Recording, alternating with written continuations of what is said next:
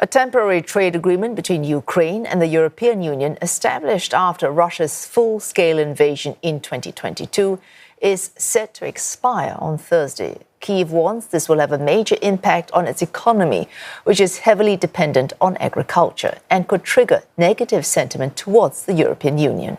But farming communities in countries like France and Poland say they have been hurt by Ukrainian imports over the past 3 years. Denselow reports from Warsaw.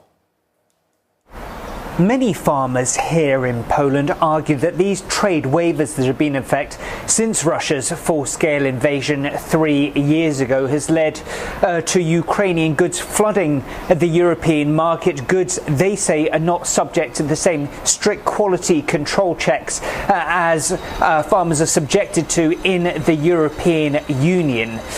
There have been frequent protests among the farming community in the country on this very issue. Has also been a key part of the recent presidential campaign.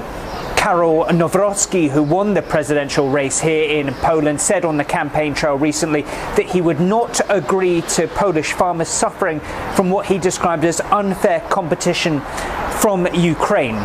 However, as far as Kyiv is concerned, they say that these trade waivers have acted as an economic lifeline for the country over the past 3 years since Russia's full-scale invasion. Now, according to Ukraine, they say that if they return to pre-war trade conditions, this would result in export revenue being cut to the tune of $4 billion per year. They also argue this would strain ties between Kyiv and the European Union at a time where Ukraine is very much aspiring to joining the bloc in the future. As far as the European Commission is concerned in Brussels, well, they say that they are essentially hamstrung. They say that they are subject to legal limitations, which is why they can't extend this autonomous trade measure, these trade waivers going forward. However, they say that they have worked and are working on what they describe as a transitional fix.